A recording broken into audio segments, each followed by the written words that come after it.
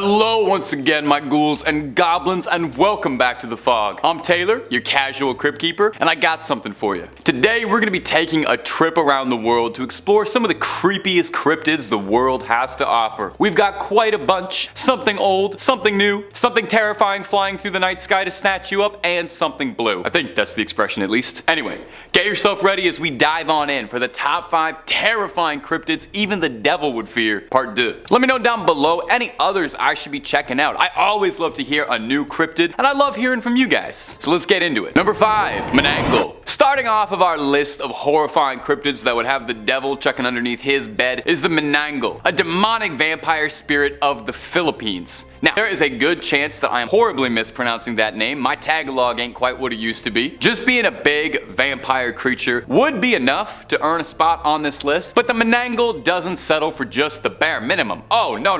This creep turns it up all the way. Listen to me describe this monster and tell me that it wouldn't be out of place in Elden Ring attacking you in the horrible wastes of Caelid. The Manananggal is a humanoid bat creature hybrid. And a quick aside, while I was doing some research for this video, I found it really interesting that nearly every culture has their own variation of a humanoid bat cryptid. There's the Ahul in Indonesia, Kongamato in some African regions, and Bruce Wayne in North America. The Manananggal has giant leathery bat wings, which it uses to sweep through the night, grabbing its prey and fleeing off. And we haven't even started talking about the Manananggal's namesake and action feature. Its name comes from the Tagalog word tangle, which means to separate, with its full name roughly translating to one who separates itself. Well, whatever does that mean? Well, it's because this nightmare creature can split itself in half, taking to the skies as a disembodied torso with flapping bat wings screeching around. Can you even imagine how soul-stoppingly scary it would be to see a giant bat monster flying around with like its entrails just hanging out for everybody to see, hanging loose like an old man in a gym shower? Its favorite prey is couples, young newlyweds in love, and also people who are sleeping. No respect from this thing. You shouldn't attack sleeping lovers. If you're hearing this and you're locking your doors, a Manananggal is said to be thwarted by garlic. Now, garlic will thwart it, but not slay it. I'm just glad I eat so much garlic, and I'm very repugnant, and I'm gonna be alone for the rest of my life, so I have no danger of Manananggals. Now, if you want loads more cryptid content, we have got enough to fill up a zoo worth of the creepiest critters ever to crawl through the woods. Not your jam? We got aliens, monsters, movies, true crime, fake crime, and a lot of videos about a big shark. There's a little something to scare everybody. So hit that bell, stay subscribed, and stay scared. And please stay watching this video. I worked hard finding all these cryptids for you. Number 4,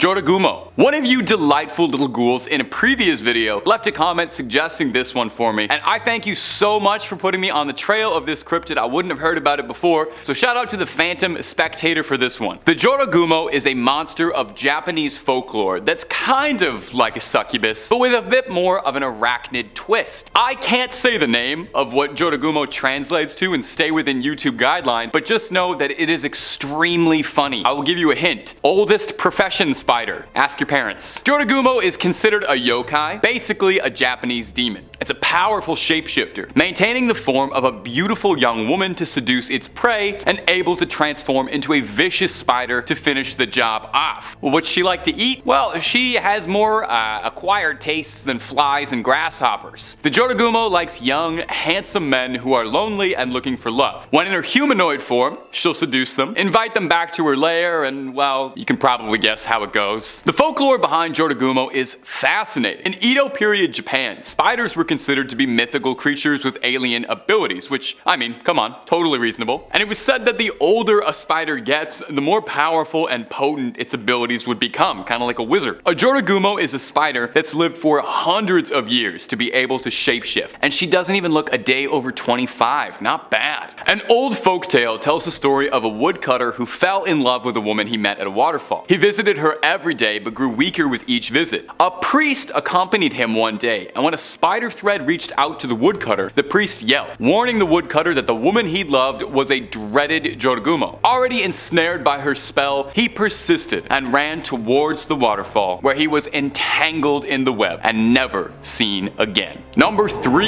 the Beast of Exmoor. Whoa! With a name like the Beast of Exmoor, this thing's gotta be good, right? The Beast of Exmoor sounds like something you and a party of adventurers would set out to slay to restore peace and balance to Eternia. So what is the mighty Beast Beast of Exmoor? Well, it's in Exmoor in the UK, which is a real place and not a fantasy castle, where it gets its name, and locals tell the story of a gigantic elusive cat. In the 80s, there were all sorts of stories and sightings of a massive cat being described as similar to a puma or a panther being spotted around the Exmoor area. A farmer around the area claimed that he had lost over 100 sheep in his care, and all of them lost in strange, unnervingly violent ways. Injuries that looked like a feral creature had mauled them. Skin peeled back, skulls crushed, throats cut. This grew the notoriety of the elusive creature, and where all these sightings come from. People would claim that they'd see this huge beast like a black leopard stalking the plains. In fact, it was theorized for a while that it was possible that the Beast of Exmoor was a cougar or another big cat that had been owned by some sort of exotic collector, not naming any particular reality TV big cat owners, that had either gotten loose or let out into the wild to roam free, wreaking absolute havoc on an otherwise sleepy countryside. The problem got so bad that the Daily Express, which admittedly is a gossip rag, offered a cash reward for anyone who could bring the body of the Beast of Exmoor. Unfortunately, Geralt of Rivia was preoccupied, so no one was able to take this deal up. In 2006, a Devon farmer noticed the bones of a puma on his estate, which is odd, as there are very few pumas roaming the British countryside. There's cougars, yes, there's a lot of cougars in Great Britain and the UK, but I wouldn't consider Catherine Zeta-Jones a threat. So was the bones found the remnants of the Beast of Exmoor? Or does this elusive cryptid still stalk the night, attacking sheep? The frustrating thing about hunting a cat cryptid is there's no way it's gonna come when you call it. Best thing you can do is put out a big cardboard box and hope that it'll jump inside that, because it's a cat. Number 2,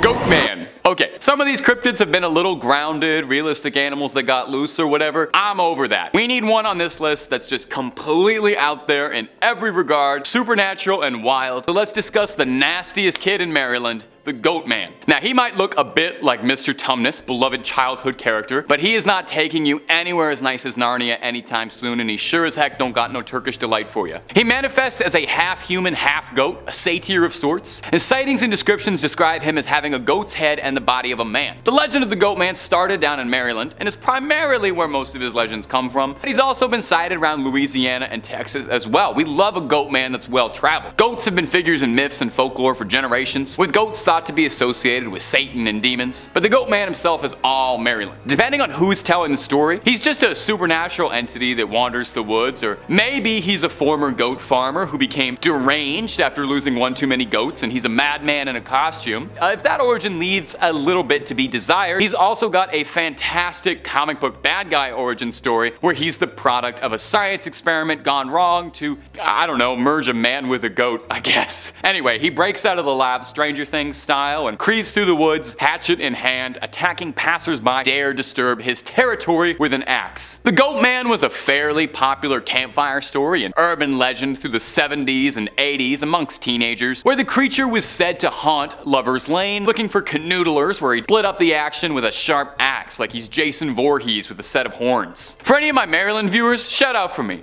Is Goatman still a big deal? Do the kids still tell stories about him? I love this guy, so I am curious. Number 1, the Hatman. Now, a lot of these entries and stories and cryptids have been told for generations over and over, so I think it's only fitting that I get with the times a little bit and we start talking about a modern cryptid. The Hatman is the most recently talked about cryptid on this list, if you can call it that. Is cryptid the right word for a shadow person? I don't know, but it's my list, and if anyone wants to correct me, the Hatman is welcome to come down to the studio. Interestingly, almost everyone who reports seeing this mysterious Hatman describes it almost exactly the same way. A spindly, tall, shadowy figure that is wearing a hat, hence the name. Some people see a top hat, some see an old, like, newsman's fedora. Everyone says his attire is out of date by a century or two, so no new era fitted on this guy. You can't see his face at all, just shadows, and the only thing you can make out are his dead, pinprick eyes, shining red in contrast to the darkness of the rest of his physique. And he is watching you. Now, what does the Hatman do besides checking in on you at night? People who report seeing him appear to be people who are suffering from sleep paralysis or insomnia, and most sightings or reports describe him as being benign, if not terrifying. Watching you, studying you, what have you. There are some, however, who claim that he's not just a visitor and he's a little more sinister than that. Some people tell stories of getting an appearance from the Hatman and feeling choked or burning sensations on their scalps or chest, or just feeling like a general overwhelming terror and nausea, which I think is totally reasonable if there was a shadow demon in the corner of my room watching me. Now, some people who've seen him claim that he feeds off your emotions, and that the people who are visited by the Hatman are those who are already struggling with something like great stress or mental illness, which is probably definitely not made better by a shadow demon. Sometimes people in the same family claim that they can see him. So what's he doing? Is he targeting specific people, or is it certain emotions that he hungers about? Thinking about him already is enough to make my hair stand on end and squint at the coat rack in my room when I turn the lights off. I think I'm gonna sleep with just the lights on tonight, just to like be safe and make sure my cats don't bump into anything or anything. And that's about all she wrote for this one, my ghouls and goblins. Thanks so much for watching as always, you know I love it. Creep on creeping on, and hopefully I'll see you in the next one, so long as the Hatman don't visit me.